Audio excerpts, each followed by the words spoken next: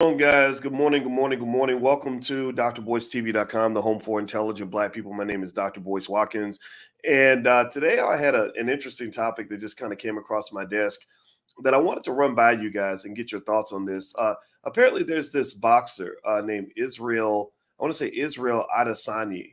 And he apparently has a girlfriend who feels that she deserves half of his stuff. She literally is apparently, according to Israel, again, this is all according to him and what he said on his Instagram page, right? I didn't actually speak to her. He literally claims that she wants half of his assets after, they've been dating for a few years. And I thought this was really interesting because, this conversation about love and money, that's one that you've heard me and my wife have on Pillow Talks. We talked about, different topics related to marriage and money or relationships and money. I'm going to admit, I wasn't really clear on exactly why this woman deserves half of his stuff. I'm not clear on, what she actually did to earn that kind of money. I'm not clear. I know that Israel, and when I looked him up, he's apparently a very good fighter. He's a fighter in MMA or cage fighting or whatever it is. And he spent a lot of years in the gym, preparing to be a great fighter. He spent a lot of years of sacrifice. He took a lot of hits to the head, probably got some brain damage. That cage fighting will jack you up. And and she didn't do any of that. She didn't do any of that. And it's funny because I think people make the argument that um there's some sort of emotional support element that makes her entitled to half of his assets. And I'd be curious to know what you guys think. Give me a yes or no, yes or no. If a girlfriend is a ride or die, if she's really been with a guy for a long time, if she's been really committed to him and been in a relationship with him, do you think that she deserves half of his stuff?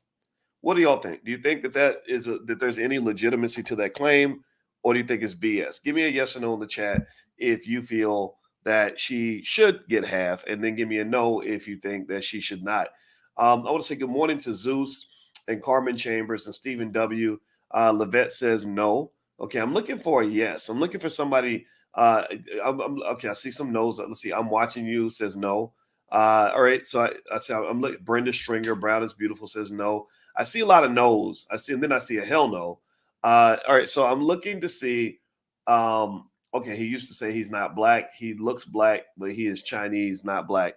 Oh, Israel Adesanya. Well, I mean, while you can certainly say that that hanging out with the snow bunnies can get you in trouble, the truth of the matter is that first of all, people have a right to date who they want, but then also I think abuse can come in any relationship. And not to say that she's automatically abusive because she wants what she thinks she can get, but I do think that this lends itself to an interesting conversation about relationships and money. And so, what I'm going to do is kind of tell you guys or break this down. I'm going to put on my finance professor hat and talk to you guys about something that I was discussing this weekend. We did our latest Black Wealth Summit in Denver. I'm sorry, not Denver, Dallas. Well, I'm in Dallas right now. And we were in Dallas doing a Black Wealth Summit. And we talked about asset protection. We talked about what it means to protect your money, what it means to protect your assets. And one of the things that happens when you talk about asset protection is people talk about things like estate plans, trusts, LLCs, insurance, things like that. Well, one of the things about asset protection that isn't talked about very much, you won't see this much in most finance books, is you also have to protect your assets from people. The thing about getting money, the thing about having something to lose, is that when you get money, you become a big target. A lot of guys we get excited because suddenly all the pretty girls want to be around you. Well, a lot of times they want to be around you because they like what you got. They're trying to get what you got. And it's not to say that only women do this. I mean, men do this too. When a woman's got something men want, the fellas all surround that woman like, hey girl, how can I get a little piece of what you got? Right. And so ultimately, this is not just a woman versus man kind of thing. This is really a human being thing. This is really something that describes human nature. Human beings, when you have resources, money, or whatever the case may be, people want to be around you. People want to be your friend. I can tell you, as a person who's had money for a long time, a lot of people, I can pick it up very quickly. There are people that just want to be around me because I can do something for them. And I don't blame them. I totally understand, in the sense that I get it, that you are looking for a come up, you're looking for an opportunity. Maybe you feel like I'm the person that can help you do that. And so it's not your fault, in my opinion, that you may want something from me.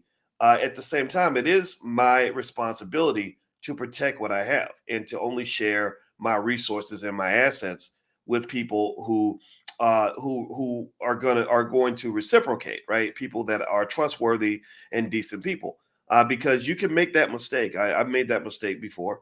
I've actually been, sued by an ex-girlfriend before to get money that I didn't feel like she deserved.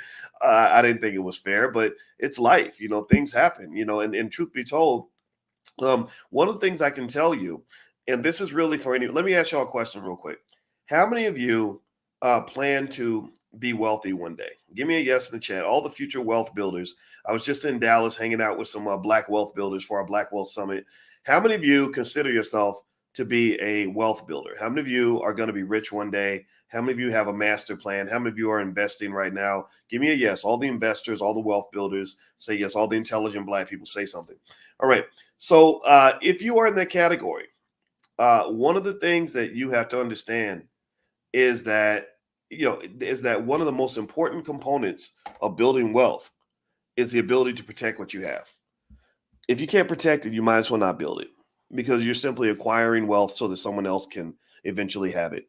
And there are people like that. There are people who say, I don't want to do the work to go and build wealth. I don't want to learn how to invest. I don't want to take the time and put in the labor necessary to build something. I don't want to go spend hours in the gym or in the boxing ring, get my face knocked off in order to make money.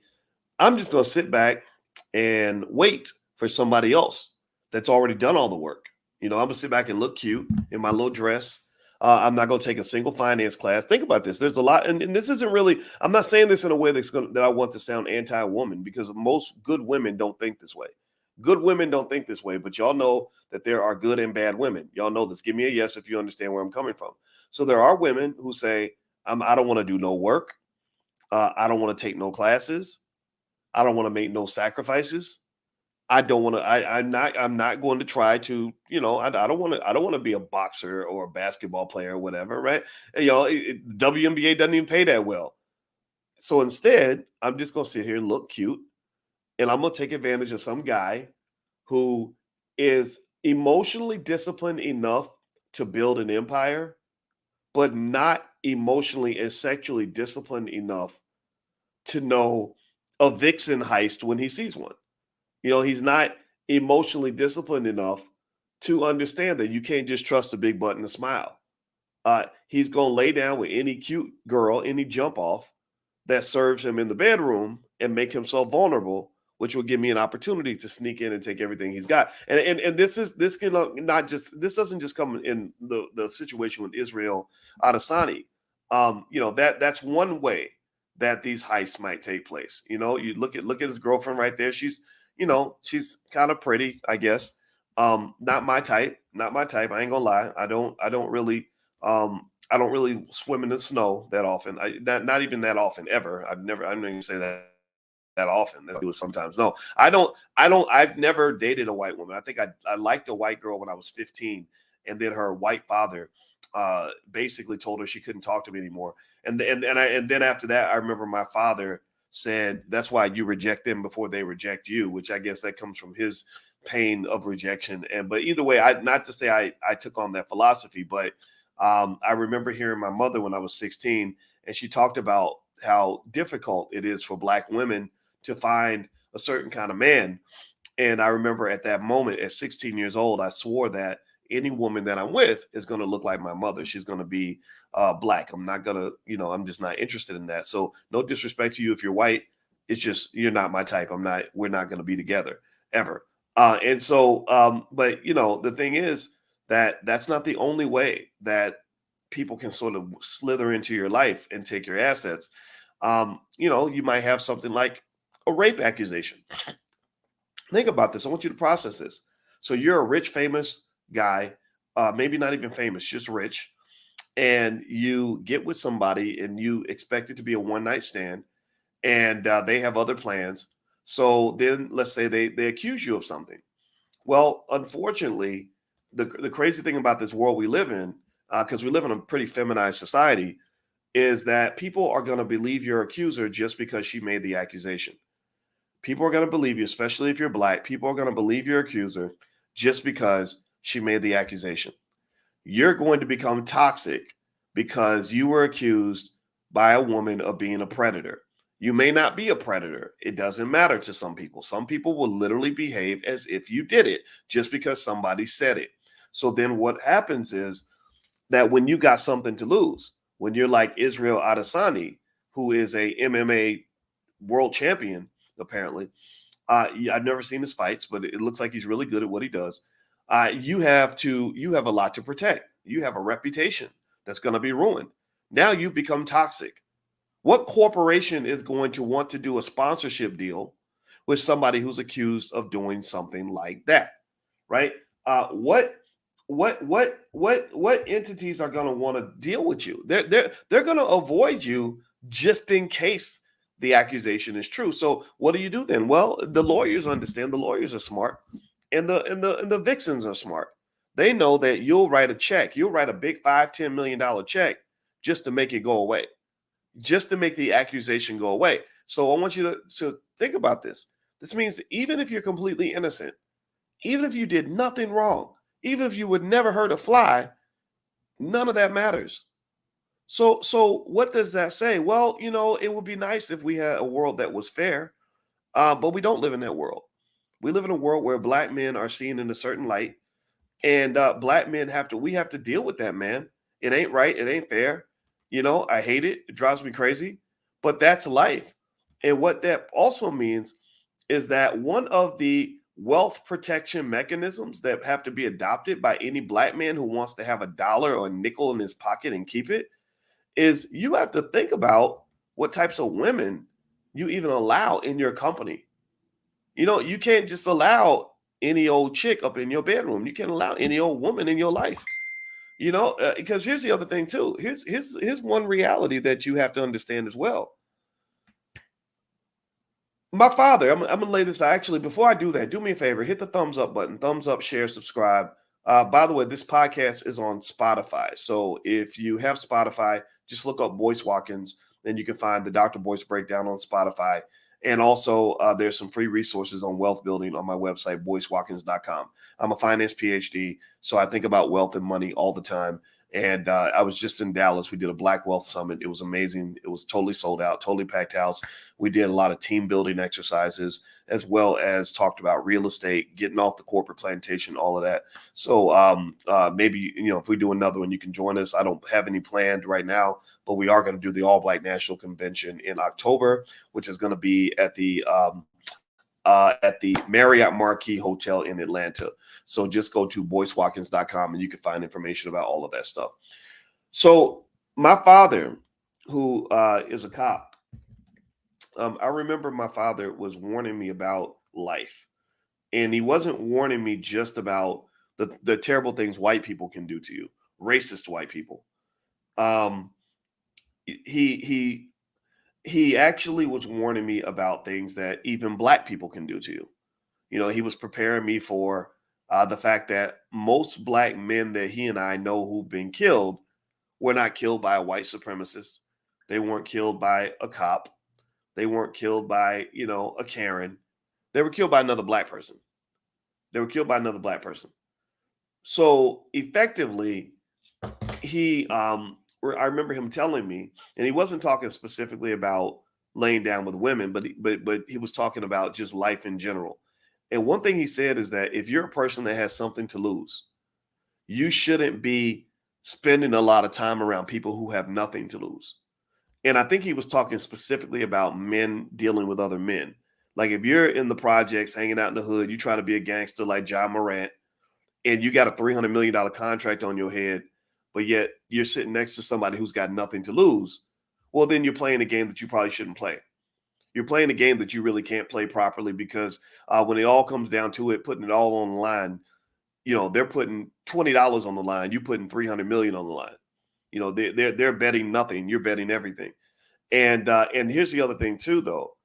I take what my father said and I can apply that to sex as well, and who you choose to spend time with in relationships.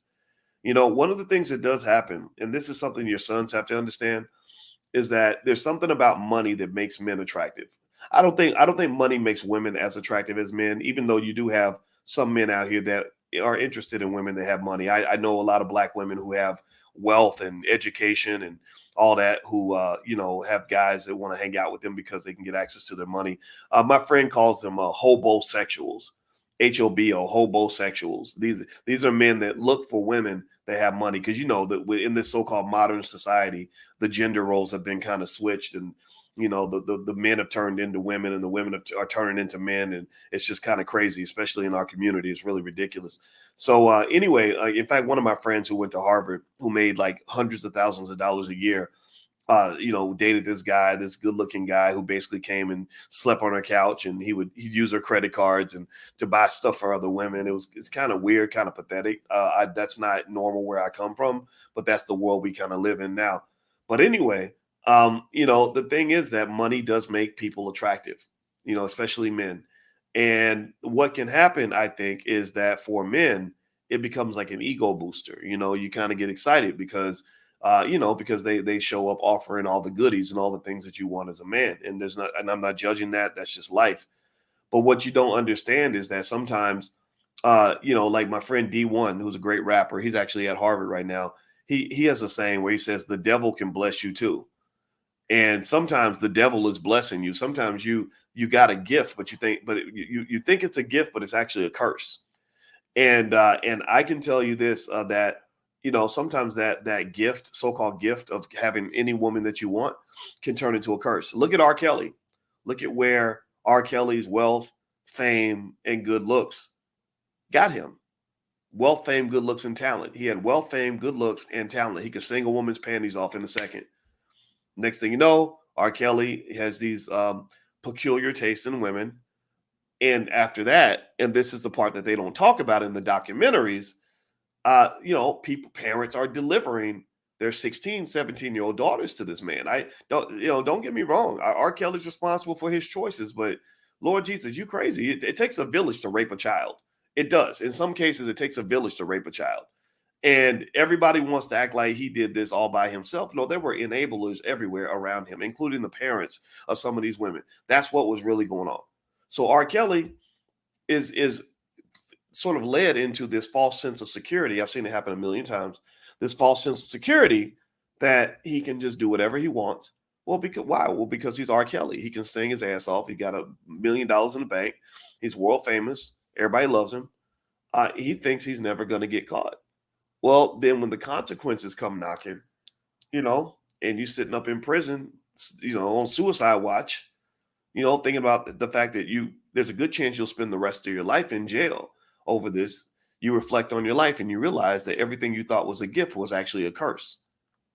And sometimes the thing that you think is a curse is actually a gift.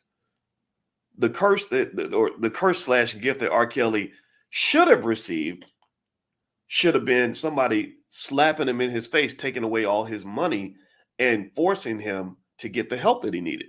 That man did not need more women. That man did not need more money. He did not need more fame. He did not need another record deal. He needed a therapist. R. Kelly needed a damn therapist. But instead, people just kept feeding the beast, feeding the beast, feeding the beast, feeding the beast, feeding the beast. 20 years later, people are like, oh my God, how did this happen? Well, I could have told you this was going to happen in 2002. I talked about this in 2002. I'm OG status now. I'm 51, so I'm not a kid no more. I was talking about this in 2002. Just wasn't a lot of people listening back then. A lot of people didn't know who I was. I was on the faculty of Syracuse University, and I said, this man is sick. This man is sick. And so as a community, though, in fact, I remember specifically about 2003, right after people started seeing what R. Kelly was doing, the whole world kind of knew it. I was at Jesse Jackson's Rainbow Push convention, and I was taking a leak next to a guy in the bathroom, taking a leak next to a guy who was the head of director of programming at, I think it was WGCI perhaps, but it may not be WGCI, but one of the big radio stations in Chicago.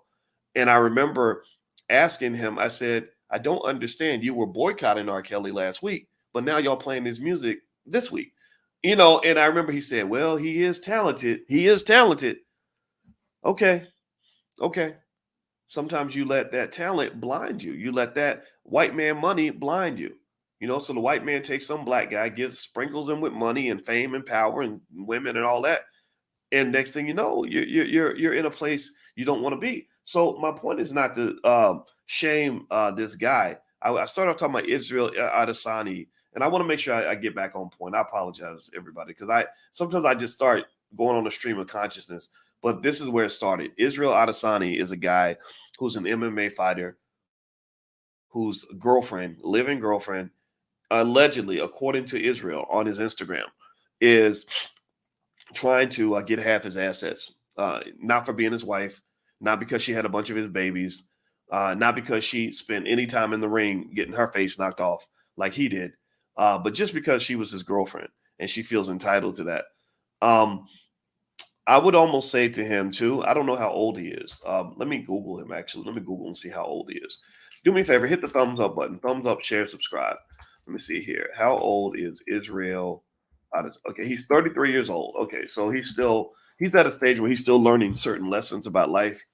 And one of the things that I think that men don't have enough conversations about is choices in women and how that can literally undermine everything you work for. I think that we advocate for a tremendous amount of discipline and work ethic when it comes to acquiring, fame, fortune, championships, just kind of winning whatever it is. But we don't really speak enough about discipline and strategy. And everybody's guilty of it. Everybody, people act like women are not powerful. Shit, women are incredibly powerful. Women can. Steve Harvey said, "Women, your woman is like an elevator. She can take you way up, or she can bring you way down." And so, this idea of women being these innocent victims of men and all this other stuff—that's a narrative I just refuse because that's not true. Anybody who understands the power of a woman knows that in some of these cases, the woman is not the victim; it's the man that's the victim. It's the woman is not the one being abused; it's the man's the one being abused. The subtle part of it, the challenge is that typically a woman's abuse does not come in the form of a fist to the face. Women are not typically masculine and aggressive like that.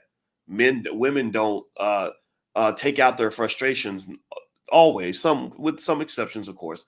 But when they're frustrated, they don't necessarily destroy you by trying to pick you up and throw you out the window or put your head up against against the brick wall. But there are very powerful ways that women can use her tongue or whatever it is to destroy you. She can make up rumors about you. She can say things in every single day in your ear that are just deflating and demoralizing. And one of the things that I think that we don't talk about enough as a community is how many little black boys unfortunately grow up with an anger toward women because they had this dominant, abusive, mean ass mother who just oppressed their masculinity at every available turn, emasculated them in every way. So I just think even the mothers, you got to be careful about how you deal with your sons. Some of y'all either beat them down into the ground, or you spoil the hell out of them, right? One or the other. That's why I think that there is a meaning behind the masculine feminine balance that's required to properly raise a child. But some of y'all ain't ready for that conversation. Some of y'all are taking it personal. Some of you may get offended, and that's fine. I understand, but I can't say that I care that much because you see it all around you. You see it all around you. And so, with this guy, one of the things I would say that you can learn from this Israel Adesanya situation is this. Here's one simple practical reality that I can share with you. From this is Uncle Boyce / Dr. Boyce talking. Take it for what it's worth. Take it or leave it.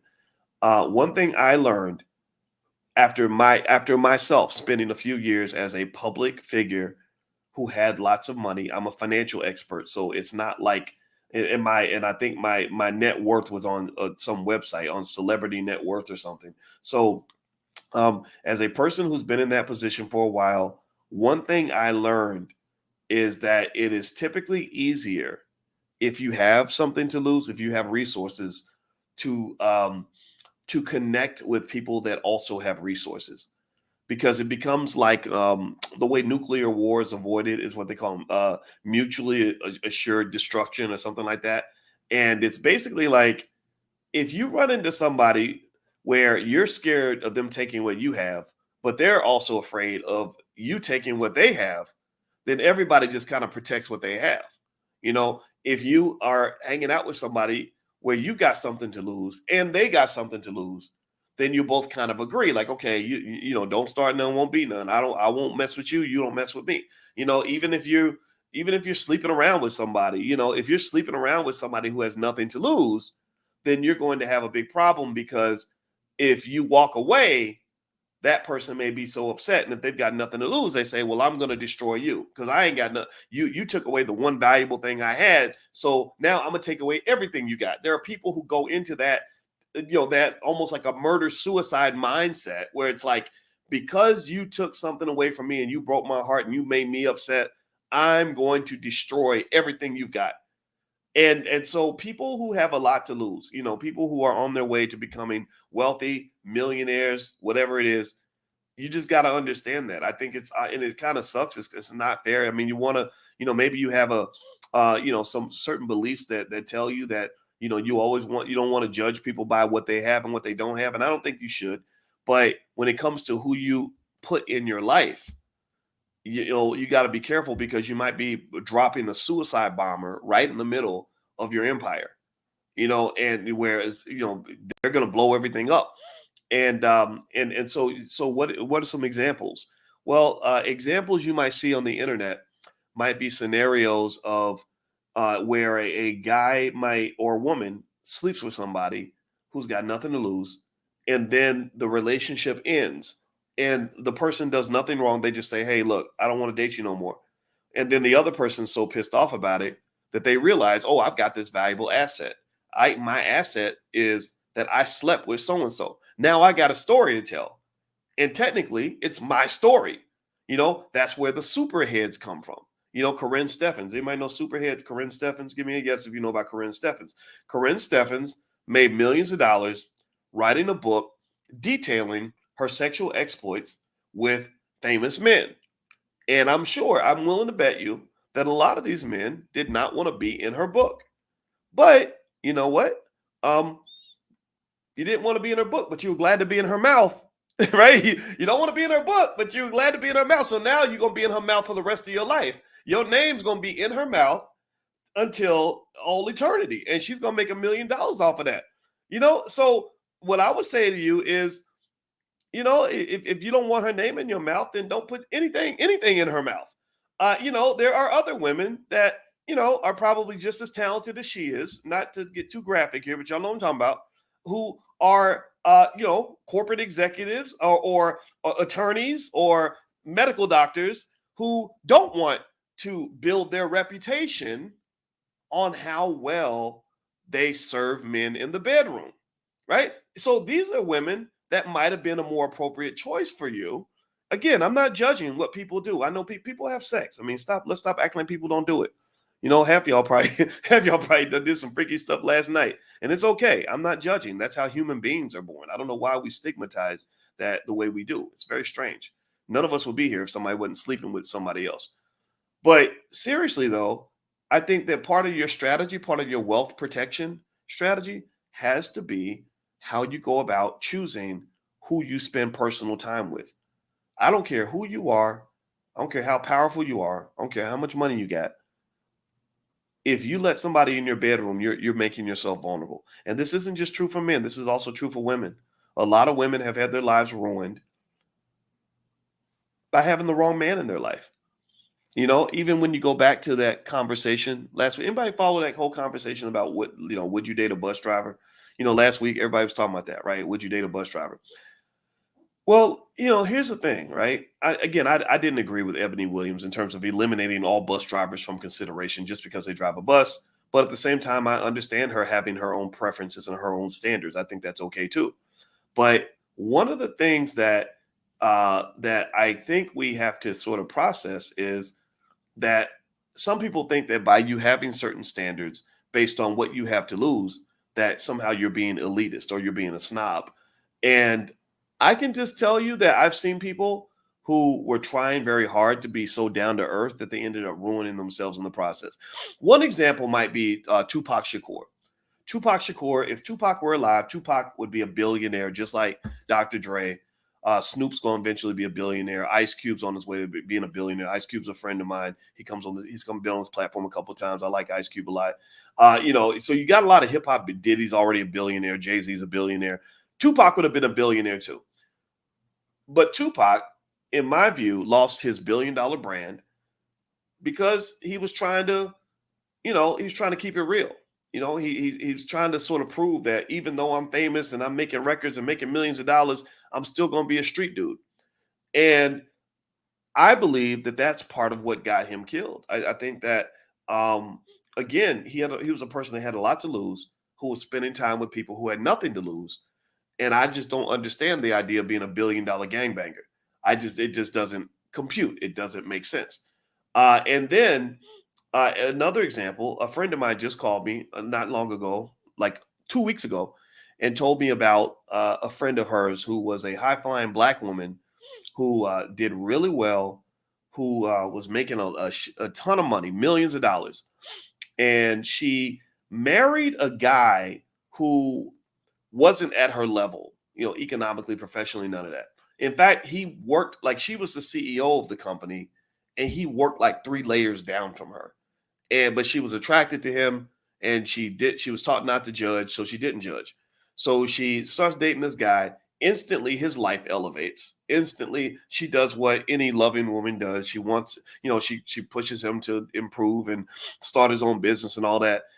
He had gotten off drugs. She didn't judge him for his past, right? Because he was into drugs. Well, drugs are a funny thing.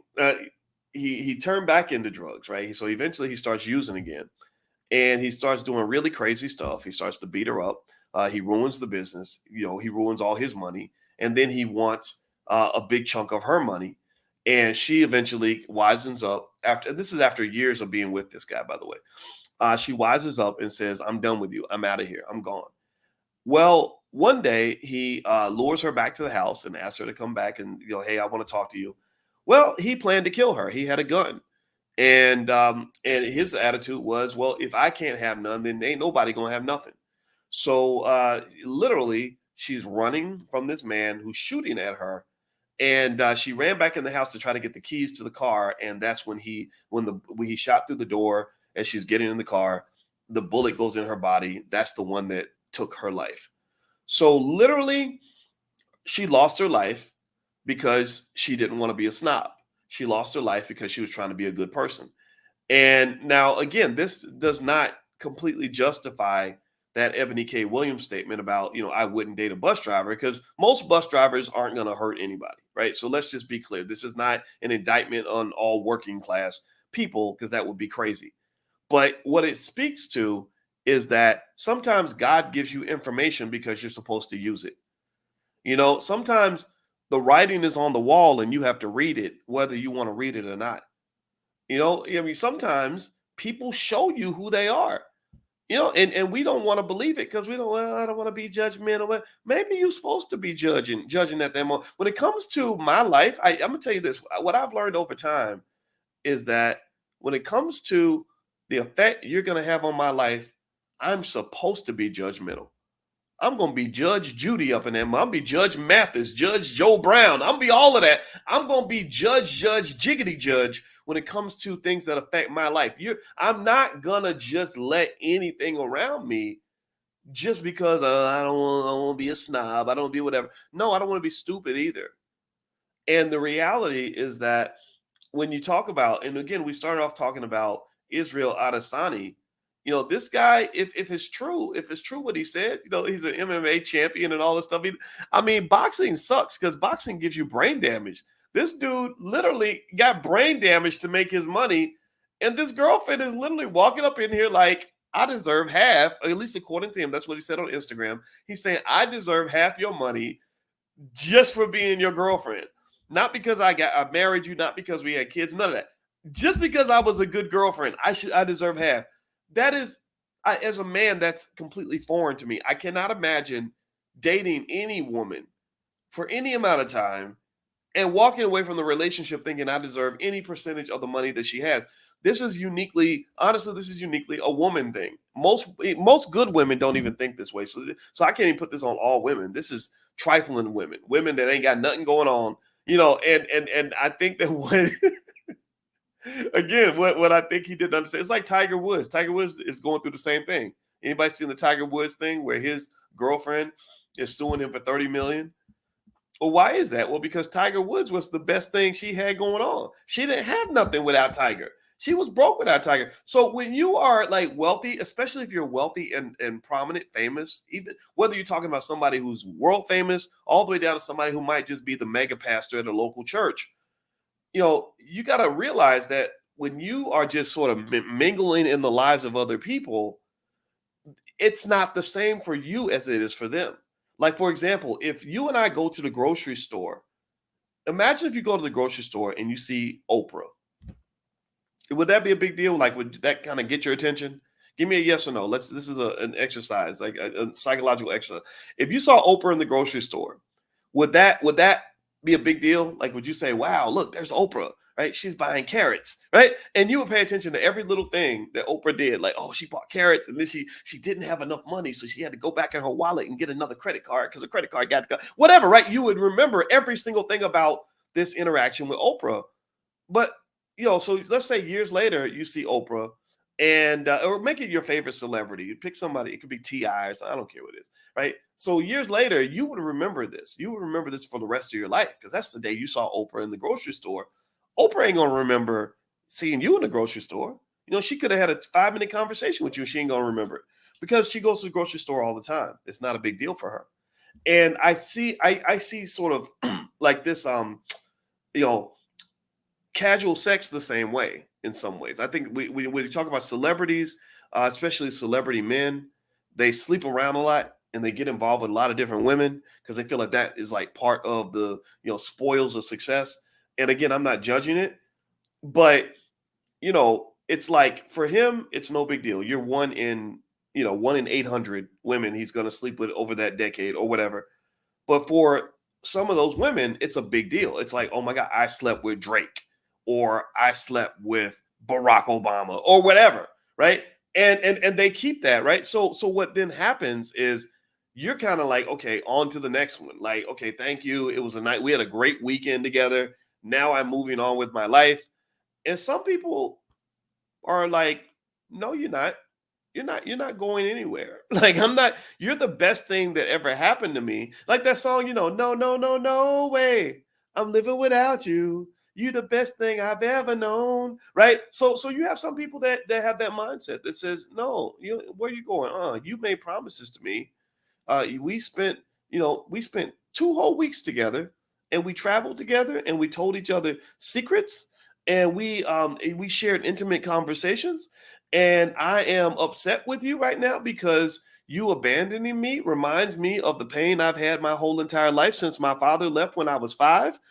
So I might show up and kill you, or even worse, I might just decide you're a bad person and that I should just, I should just make an accusation to get your attention, or perhaps if I'm not that crazy, maybe I'll just, decide that because you're such a bad person, I'm going to tell your wife and I'm going to tell the media what's going on, or maybe because I need money, I'm going to sell my story to some magazine, right? I think that in general um, I think these things have to be processed, right? Especially if you talk about a guy like Israel Adesanya, who is a world champion boxer. And as somebody says, are you speaking from experience? Some of it's from experience, yes. Oh, I got sued by an ex-girlfriend one time, and it was very sad for me because I didn't feel like it was right. I said, let's go our separate ways. It's over. And she didn't feel that way, and it wasn't fair, but that's life. I paid the money and it's like, okay, let's get it over with. Right. But in general, so speaking from experience to some extent, yes. But at the same time, they have a saying that says a smart man learns from his own mistakes. A wise man learns from the mistakes of others. So most of my life, I like to think I've made strategic decisions. You know, but then again, I'm not a normal person, right? I'm not an athlete. I'm not a rapper. I'm a college professor. So you get paid to think. I've made my money my entire life by thinking about things and processing information. So I think constantly. It's an addiction. I process everything. And what I would encourage you to do is consider that. You know, man, you got to think when you make decisions in your life, you have to think. And again, you don't even have to be rich and famous for this to happen. Your son, if your son goes and works for a corporation, any corporation, and women are at the job throwing their panties at him, he has to think about that because the wrong situation can cause him to lose everything. Just sleeping with somebody and not reporting it to HR. Which think about this: how many people really go to it? Think about this is what's crazy about this whole like stigmatizing workplace relationships. Every study on earth shows that the people you're most attracted to are people that you spend the most time with. Psychologists call this the proximity effect. Your proximity, your closeness to other people, physical closeness, the amount of time you spend with them, going through ups and downs with them, complaining about work with them, getting a drink afterward, all these things affect your attraction. So it's insane to me that we really think we can sterilize society enough that people can work in an office together 40 hours a week and not have some of those people get attracted to each other or always have to report it to HR. So some of these relationships, it's easy, right? If you meet your wife on the job, you report it to HR. It's not a problem. Maybe if you have a long-term relationship, you report it to HR. But what if you just, what if you don't want everybody to know? What if you don't want to announce it to everybody? What if it's unsanctioned, interaction? Then you keep it to yourself, and then next thing you know, it gets revealed, and then suddenly people are talking about you like you're a predator, especially if you're a black man. You look at Ime Udoka, who played for the or who was the coach of the Celtics. Y'all remember Ime Udoka? Ime Udoka was this tall, handsome man who probably has had his share of women. He's been a millionaire for a long time. He was a former NBA player. He's a good-looking man, and so the white women are throwing their panties at him, and Ime Udoka is catching all these panties. And next thing you know, Ime Udoka ends up looking like a predator. He ends up literally being put out in the public as if he is like Jack the Ripper. And I kind of think that's a result of the society we live in, where a man who's doing the same thing that a lot of women will do, right? No one, ends up being stigmatized in a way that I don't think is fundamentally fair. I just don't. Not to say Ime was a good guy, not to say, yeah, I mean, he was dating Nia Long, and yeah, you're not supposed to cheat. Okay, fine, but that's between him and Nia. And this idea that somehow he is so terrible that he doesn't deserve to have a career anymore. Think about this. You have worked 30 years for your career. So I would have two separate conversations with Ime and his accusers, whatever that means. With Ime, I would say, what are you doing? Like, is it really worth it? Like, do you have an addiction to vaginas? Like, can't you find some other way to, have your experiences without it disrupting your job? Like, why are you shitting where you eat? That's what I would say to Ime, like just holding him accountable for his part in all this. But then I would turn to society. I would turn to the accusers and say, well, look at all these women. Look at all these women. Okay, you're calling Ime all these names for what he did. Are these women being called hoes? For the fact that they probably didn't have to necessarily be persuaded to sleep with him. What about the one? What about this one? I see the text messages. She was throwing herself at him. So what about her? What about her? Is she going to get that same label? And she's not. Right? Why? Well, because you live in a world where the black man is viewed differently from everybody else. But you also live in a world where men are viewed differently from women. Somehow we've decided that we have a society that should be based on equality, but somehow in the midst of this pseudo equality, we still decide that women are these innocent little victims that are constantly manipulated by these men who just are constantly outsmarting them and all these other things, right? And all of this is a little confusing to me because you can't be a super strong person one minute and then become this damsel in distress in the other minute. It just sort of switching roles based on how convenient that is for you. And this is really true for white women. I think, I mean, don't get me wrong. Some black women can take advantage of that, right? But for the most part, this is a white woman phenomenon 1 minute it's like, I am woman, hear me roar. I can do anything a man can do. Then the next minute it's like, oh, he tricked me. He fooled me into having sex. I feel like he was tricking me, and he talked me into it, and he didn't, and I didn't want to do it, but I did it anyway because it happened in 1982, and I don't have any evidence or proof, and I want you to go take all his money and destroy his whole career. That's crazy to me, but that's society. That's the society you live in. So this is also one of the reasons, by the way, that I believe every Black boy should be taught to have his own business. I don't think Black boys do well when they become Black men. I don't think they do well in mainstream society. I don't think society really has much of a place for you. And then when you start going and you playing in the snow like that, then you're really gonna have some problems. So I wish him the best. I hope he doesn't lose half his stuff. It kind of sucks to go and get your face beat in for 5-10 years and make all this money and then have somebody just take it just because you were dating them. I think that's terrible. I think if a man did that to a woman, I would absolutely shame that man. I would say, what the hell's wrong with you, man? Like, why would you take her money? Like, she worked for that money. That's her money. But that's the game. That's how the game is played. So be very careful.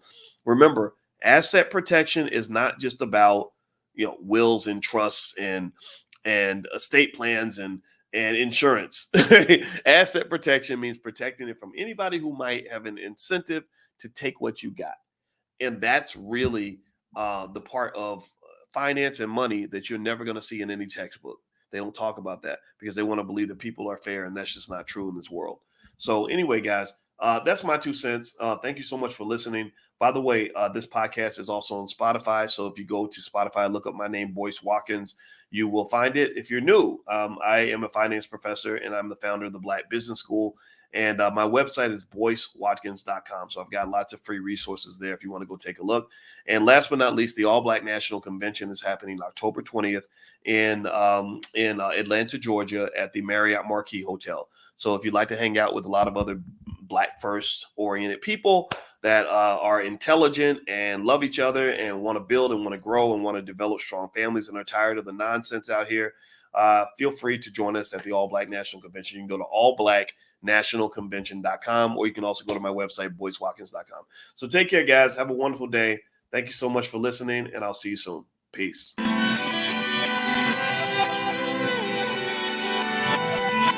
Here we are, clan the isms, cataclysm, great.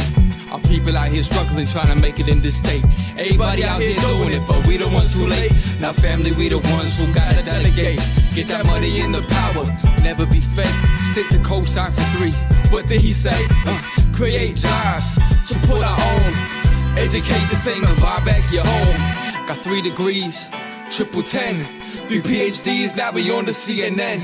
DBTV, let's talk about negligence. Ignorance is bliss, but we can turn it to intelligence. Believe none of what you hear, half of what you see. Let's break it down here on Dr. Boyce TV. Here we are.